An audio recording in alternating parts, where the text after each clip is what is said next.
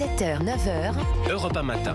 Il est 7h12 sur Europe 1. Dimitri Pavlenko, vous recevez ce matin le maire de Lavore dans le Tarn et ancien député Bernard Carayon. Bonjour Bernard Carayon. Bonjour. Bienvenue sur Europe 1, vous êtes aussi conseiller régional d'Occitanie. Lavore, on est à mi-chemin entre Toulouse et Castres et vous êtes donc directement concerné par le projet d'autoroute A69 contre lequel des milliers de manifestants se sont rassemblés ce week-end à Saix, juste avant l'arrivée sur Castres. Il y a eu beaucoup de violence. Est-ce que vous pouvez nous raconter ce qui s'est passé ce week-end, Bernard Carayon ? Oui, il y a eu à peu près 5000 manifestants, 2500 qui relèvent en quelque sorte de la famille Chichon, les derniers lecteurs de Libération, et puis 2500 voyous, militants ultra-violents de l'extrême gauche radicale, verte, rouge. Ils ont incendié 2 entreprises, 3 ou 4 camions, ils ont blessé 6 gendarmes. Ils ont occupé une ferme au lieu-dit La Crémade, mobilisé ainsi 1600 gendarmes et policiers en pleine alerte rouge antiterroriste. Je veux dire que ces gens-là sont détestables, alors que notre projet est un projet ancien. Je l'avais porté lorsque j'étais député, oui. Et je l'avais arraché de François Fillon quand il était Premier ministre, contre le vœu d'ailleurs, je dois le dire, de Jean-Louis Borloo, qui était un peu proche, à mon sens, des organisations environnementalistes. Oui, c'est un projet trentenaire, la 69, Bernard Carayon. Hein. On en parlait dans les années 90. Hein.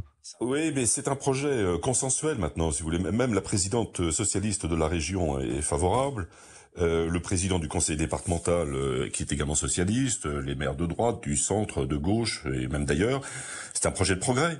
Il s'agit de désenclaver un bassin industriel et un bassin démographique de 150 000 habitants, où il y a plein de talents, et pas simplement les laboratoires pharmaceutiques Pierre Fabre, qui, je le rappelle, n'appartiennent pas au grand capital, mais à une fondation reconnue d'utilité publique, qui a été créée il y a de longues années et qui maintenant finance, par exemple, des opérations de santé publique dans les pays pauvres d'Afrique et d'Asie du Sud-Est. Oui, mais pour qu'on se figure bien les choses, c'est vrai que Castres, on est à quoi, une 60aine de kilomètres seulement de Toulouse. Il faut 1h30 pour y aller, par une route nationale, alors qui est interrompue par des ronds-points, par des traversées de villages.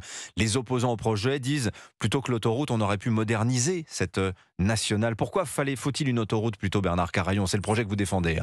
Vous savez, ceux qui sont contre nous sont des privilégiés et ils nous prennent un peu pour des ploucs. On a vu d'ailleurs que dans la manifestation, il y avait très peu de Tarnais, peut-être 10%. Ce sont des gens qui ont tout, ils habitent dans des métropoles où ils ont le métro, où ils ont l'autoroute, où ils ont des aéroports internationaux, où ils ont des gares TGV.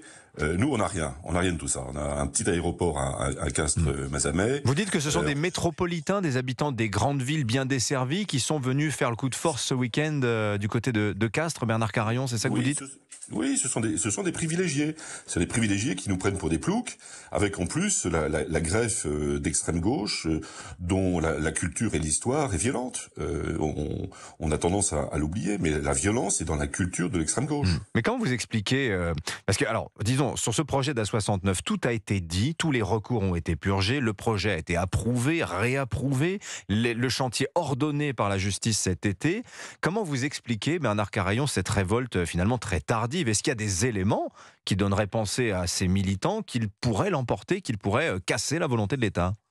Parce que derrière cette manifestation, il y a la volonté d'interrompre tous les grands chantiers d'infrastructure en France. Si le gouvernement cale sur l'autoroute, demain ça sera sur la LGV, Bordeaux-Toulouse, et puis ensuite tous les autres projets d'infrastructure seront annulés. C'est un test de volonté pour l'État, vous pensez ? C'est un test par la violence de la volonté de l'État et des acteurs locaux. Oui. Mais encore une fois, plus d'un millier d'élus du Tarn sont pour. 75% de la population concernée, je dis bien concernée, de Castres-Mazamet est pour 75%. Oui. Il y a un consensus politique. On n'a jamais connu un consensus politique sur cette affaire, je dois le dire, ni sur d'autres d'ailleurs. Bon, donc nous ne calerons pas, nous ne céderons pas. Oui. Mais vous avez senti des gens de cette nature. Bernard Carayon, peut-être avez-vous senti un tressaillement du côté des autorités. Alors Thomas Braille, c'est cet homme qui s'était perché dans un arbre, entamant une grève de la faim, puis de la soif, juste en face du ministère de l'écologie. Il a été reçu par le ministre des Transports il y a un mois, Clément Beaune. Et à l'issue de cette rencontre, Clément Beaune a ainsi déclaré: Thomas Braille a éveillé des consciences, dont la mienne. Est-ce qu'il est possible que les militants anti-A69 aient senti une ouverture en fait, à partir de cette déclaration du ministre? C'est évident, Clément Beaune, on le sent, a hésité. Et puis, il a senti de notre côté une résistance terrible. J'ai d'ailleurs écrit au ministre, lequel d'ailleurs ne m'a jamais répondu, ce qui est pas terrible pour un membre du gouvernement. Quant à Thomas Braille, c'est un excellent acteur. On l'a vu hier sortir sur une civière alors qu'il avait le poignet foulé. Il faut quand même pas exagérer. Mais Thomas Braille, c'est quand même un homme qui, il y a quelques années, avait coupé 56 arbres sur commande de la mairie de Mazamet. 56 arbres magnifiques, des chênes, des marronniers en plein cœur de Mazamet. Oui, il a été élagueur. Oui, mais ça lui posait pas de problème à l'époque de couper des arbres. Bah, il a peut-être changé, on a le droit de changer, Bernard Carayon. Il a le droit de se jeter entre les bras d'un gourou, absolument.